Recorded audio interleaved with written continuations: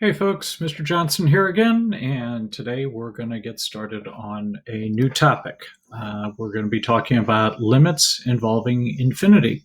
So let's see what we can do about getting started here. First off, limits to infinity, either positive or negative.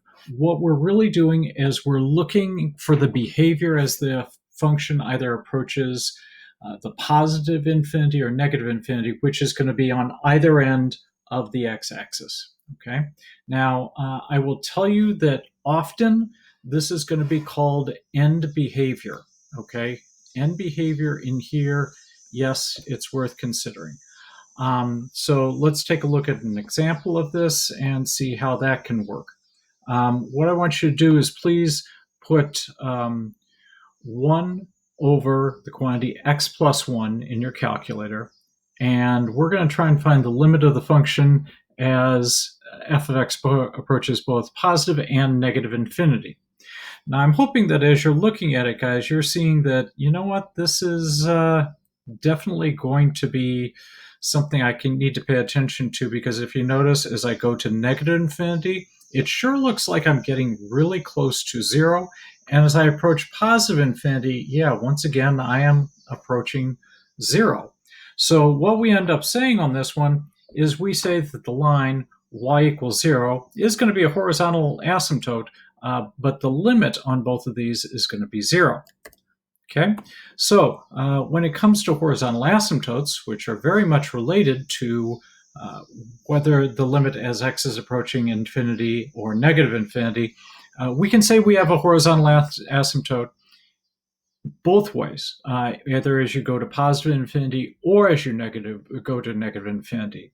The thing I need to point out is it doesn't mean that they have to be the same value. Unlike the limit from the left and from the right, all we're really looking for is what is the y coordinate that the function is approaching as I'm drawing closer and closer to positive or negative infinity there.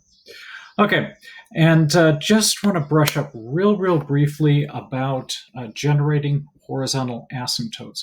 I know for some of you this may be a bit of an issue. Just to briefly go back and remember, how did we figure out whether or not we were going to have a horizontal asymptote? Hopefully you remember, again, from pre-calc.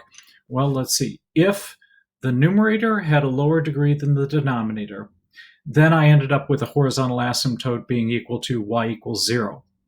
But if the numerator of my rational function had the same degree as my denominator, I ended up looking at the coefficients of the leading coefficients there.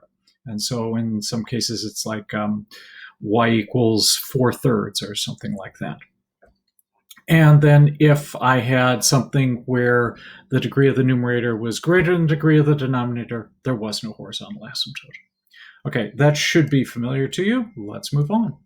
Next, I'm going to give you a couple of examples, ones that I'm hoping people will be able to look at and say, yeah, I remember what that looks like. And if you do realize what it looks like, then it should be fairly easy. If you don't, you might want to consider stopping and popping this into your calculator so you can get a better picture of what this looks like. I am hoping that most people recognize that x to the 6th is going to be something kind of in that vein. So as I go to positive infinity, I'm going to be going infinite. And as I go to negative infinity, I'm going infinite. And once again, you can identify that by just looking here. And again, see that, as you're going towards negative infinity, I'm going way up. And as I'm going to positive infinity, I'm going way up. Next up, take a look at this particular function here. And you're going to say things about, well, that's not too bad. I'm looking for the limit of negative x cubed, and I need to figure out what's happening as I go to positive infinity or what happens as I go to negative infinity. Let me move this out of the way. And for those of you that have some issues with the graph, there is the graph, and you can look at it. Hopefully you remember that because of that whole negative leading coefficient. And so I'm going to say as I go to negative infinity, yes, I'm going to be approaching infinity. Whoops. I'm going to be going to infinity. And as I go to positive infinity, I'm going to negative infinity there. Okay. I've got another example I want to throw in front of you here. This is going to be what is called a logistic growth model. Before anybody freaks out, this is not something that you really need to know off the top of your head, but it is something because I always like examples that have a lot of application. This is used to model populations who have initial rapid growth and then followed by a declining rate of growth. For example, if you have, I don't know, you have an island and you introduce some new species onto the island, what ends up happening? Well, what's going to happen is that and there's the function in case you're curious and want to see what it looks like. We end up with something that looks like this. You can say that as you're following along, it starts off with I've got none, and it takes off, and then as the amount of food declines, it levels off, and you end up with something that looks like that. Now, the more important thing from your perspective on this is going to be, if you notice, I have actually two asymptotes here, and I have two different limits. One limit as I'm approaching negative infinity, and a different limit as I'm approaching positive infinity. As I approach negative infinity, it looks like I have a limit of 0. And as I'm approaching positive infinity, it looks like I'm approaching the value of 3. And again, this is not necessarily something where you have to be able to recognize it based strictly off of the function. But if you were given a graph like that, you should be able to look at both sides and say, I've got two different limits. And that's not that unusual.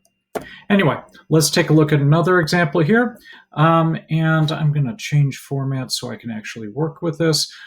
We're now talking about end behavior of rational functions. Now, once again, I'm going to ask you, pause this, title this, and make sure that you're taking really good notes on this part. Okay? Give it a second to reset. And here we go. Okay, and let me close that one, and I'm going to go in here. And now, excuse me, what I've got going on is I've got my function. Now, rather than have to actually put everything into the calculator and see what's happening, remember we're talking about the end behavior. And there's something that is called an end behavior model. Okay? And an end behavior model is something that we really like for one very, very simple reason. It's a lot easier to interpret.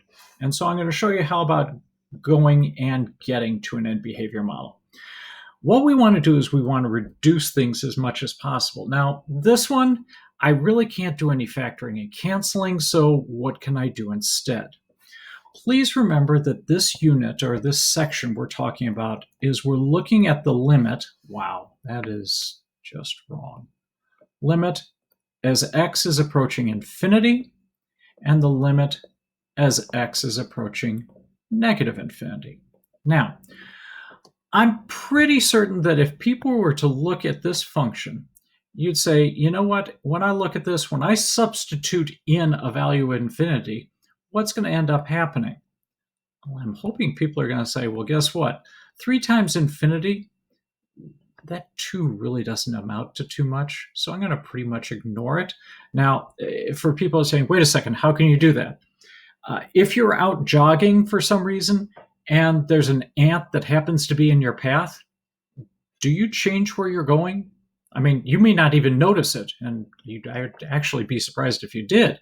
But if I've got something like this, it ends up being infinitesimally small, so I really don't have to pay attention to it. And same thing in my denominator. As I'm looking here, I can say, well, that's going to be x squared minus 1. So that's infinity squared minus 1. That minus 1 really doesn't have much in the way of significance. So in terms of as we're approaching infinity, we can interpret this to say that this is going to be like 3x over x squared. And I'm hoping that makes sense.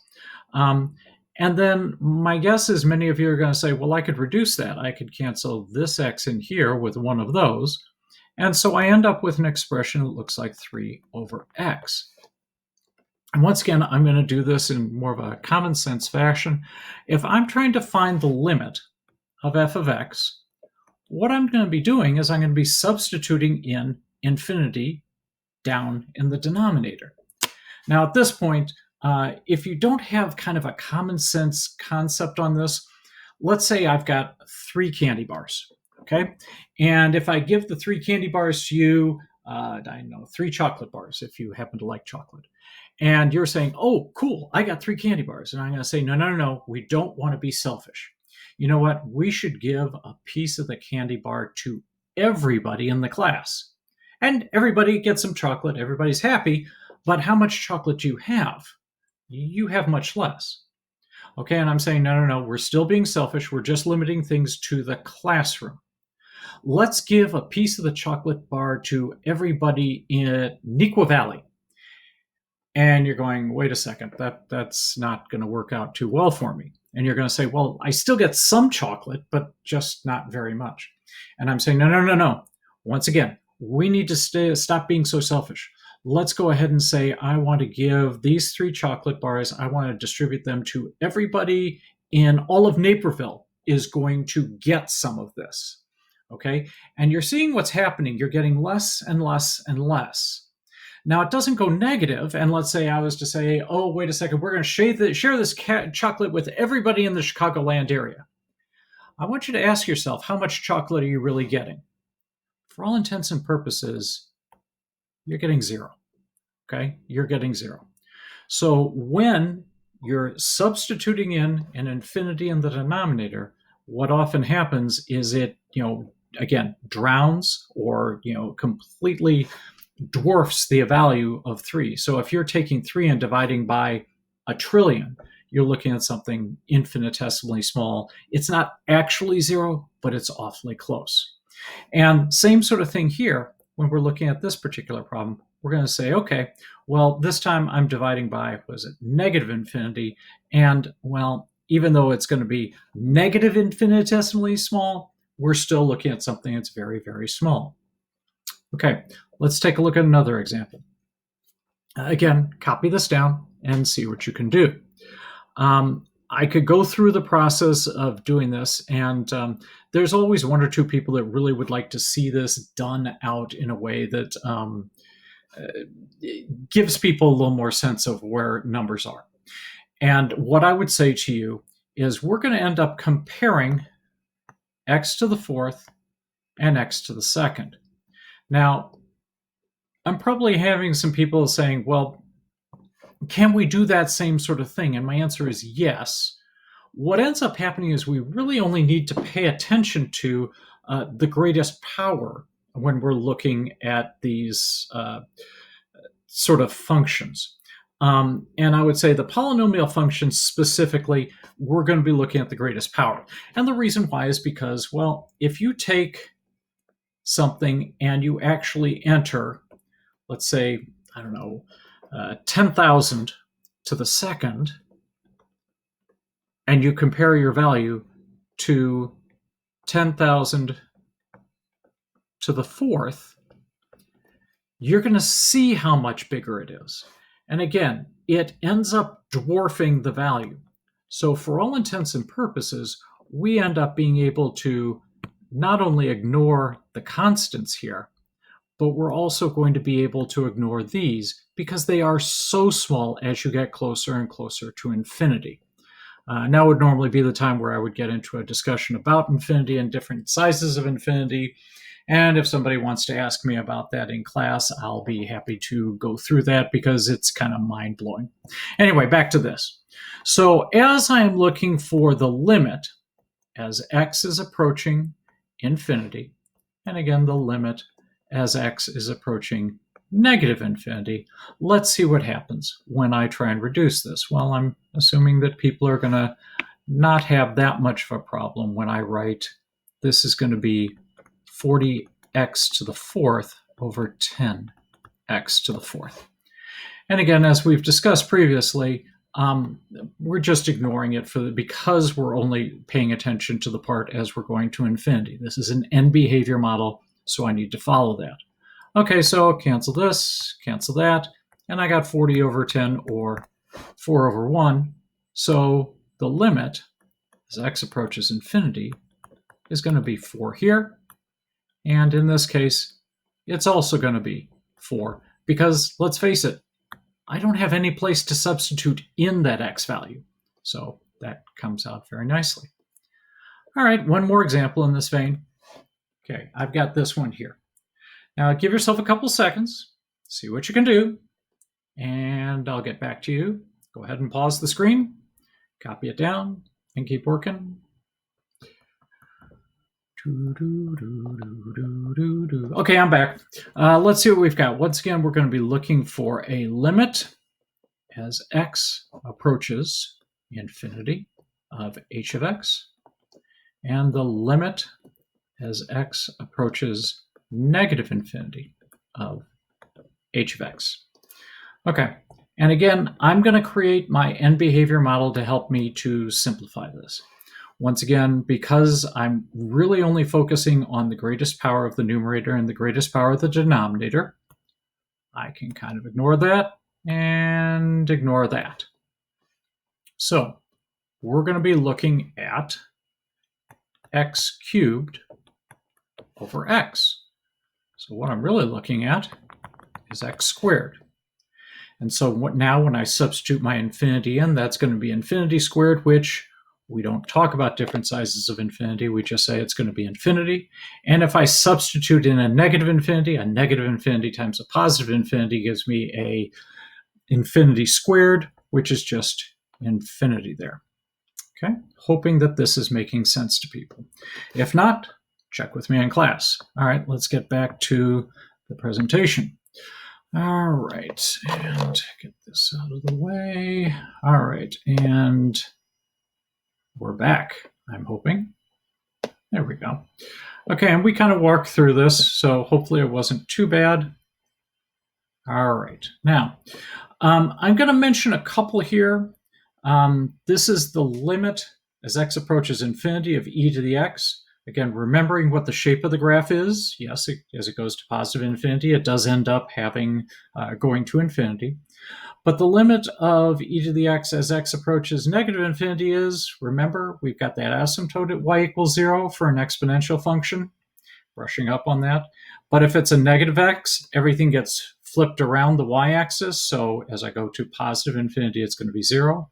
As I go to negative infinity, it's going to be going to infinity.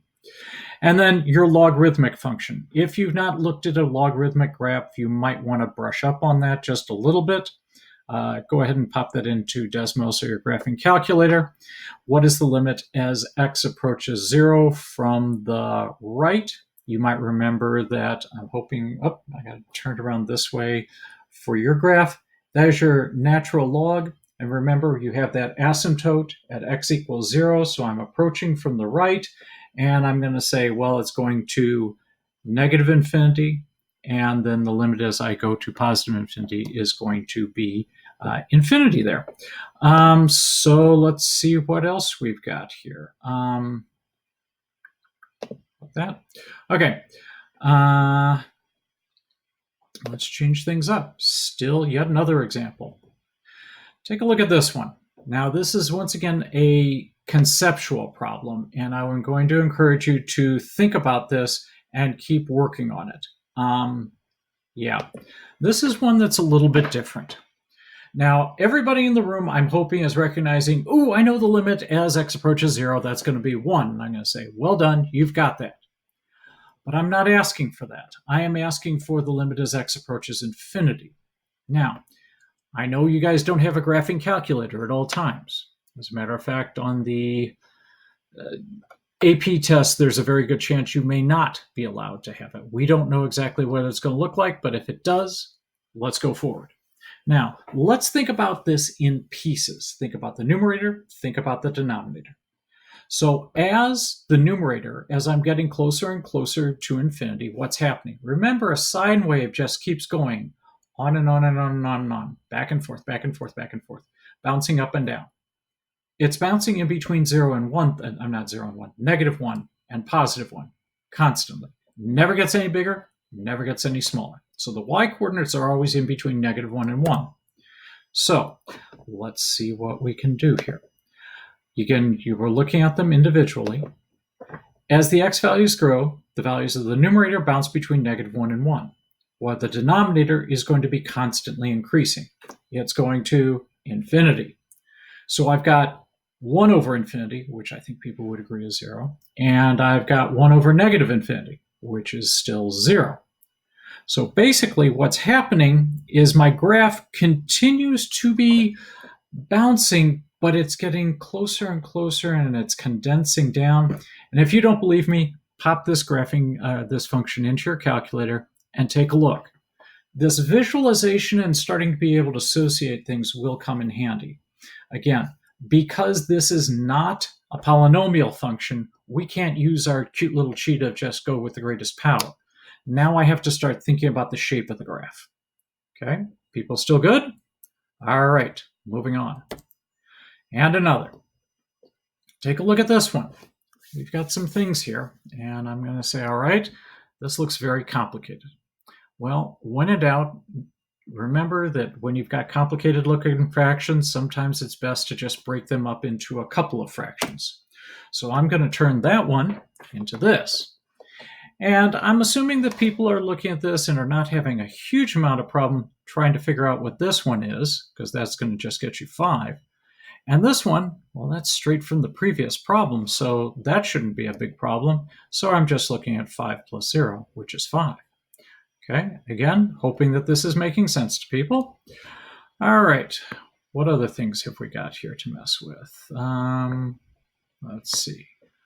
Ooh, comparing these two functions. Once again, I'm going to say just put these into your calculators. You can pause this and see that you've got two different functions here. The 1 over x ends up going, and you have one side goes to negative infinity, the other side goes to positive infinity. It's, again, from your perspective, I can't remember which way you're looking at it because this does a reflection on the camera thing. But clearly the limit from the left doesn't match the limit from the right. Okay. However, if you look at the second one, the limit as x approaches 0 is going to be going infinite on one side and infinite on the other.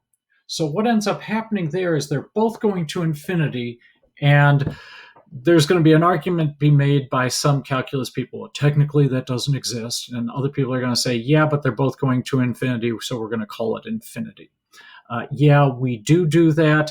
AP generally won't ask you a question about that. However, for those of you that are planning on taking another calculus class, just be aware it's one of those times that calculus really hasn't been able to completely make up their mind.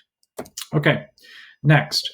I want you to try and come up with an end behavior model for this particular function.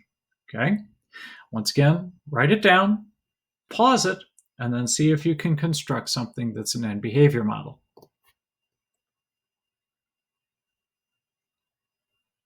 Okay, I'm assuming that people have now gotten to the answer, and I'm going to show you. Here we go.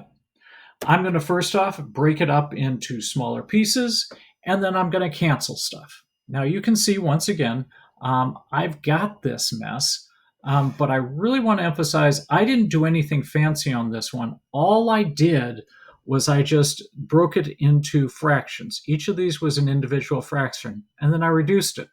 So the first one I got 8/3, the second one I've got 12 over 3n, and the third one I've got 4 over 3n squared. And now I'm going to do my substitution with infinity. Well, there's no place to substitute into in 8/3, so that's not hard. This one I substitute the infinity in the bottom, so I've got 12, and once again, 12 candy bars divided by infinity is still going to get me 0. And then here we're going to be taking 4 divided by infinity squared. Okay, hopefully that is not incredibly difficult either. So I end up with an answer of 8/3 there. Okay, questions, comments, concerns that people have at this point? Okay, now I got one last example, and for those of you that are kind of on the end of your energy, you might want to stop, go up, take a walk, something like that. This one's going to be a little bit more challenging. Okay, all right, here we go. What is the end behavior for f of x as x approaches infinity, and how about negative infinity? Now, I'm going to take this one, and forgive me, I'm going to actually take this one and I'm going to transfer it into a different format for a second, because on this one, I think that there are going to be enough people that are going to have issues that it's worth it for me to turn it into an actual debate conversation type thing. So I've got that there, and I'm going to plug it in over on this one so I can do some writing on it. Okay. So anyway. All right. Let's take a look at this and see if we can get something worthwhile out of it. Now, I am not going to ask you to know what this looks like. What I am going to try to do is explain to you why this will have a certain behavior and how things will work on it. I will tell you that in general, your exponentials tend to be the most powerful thing, okay? Even compared to your polynomial expressions, the exponentials will be the most powerful. And when we're talking about going to infinity or negative infinity, kind of the shortcut explanation that has seemed to work for many people is when I say, which one is rushing away from the x-axis fastest. Okay, now I'm hoping that people are looking at this and saying, okay, this one, it's an exponential. You know that that's going to have like that sort of shape. And this negative 1/10 x to the fourth, I'm hoping that people are looking at this and saying, yeah, that's probably going to be something kind of like that, sort of. And you're trying to do a composition of these things. Now, you might remember that I said that your exponential is going to be your most dominant, okay? It will be the most dominant because it will rush away from the x-axis faster than a standard polynomial, some sort of power. So I should probably do this more flat. Okay, so it's more flat. And you can see that this one here is rushing away from the x-axis fastest. So when I'm asked to find the limit as x approaches infinity and the limit as x approaches negative infinity of f of x and of f of x, I'm going to say that, well, the function that I'm going to be using to try and find that will be the 5 to the x, because as I'm going to positive infinity, this one is rushing away the fastest. On the other hand, notice that as I go to negative infinity, this in here is just getting closer and closer to 0. And remember, I am looking for what is rushing away from the x-axis the fastest. So even though it's not rushing away that fast, this is rushing away from the x-axis the fastest. So I'm going to end up using this function to help me to determine what way things are going.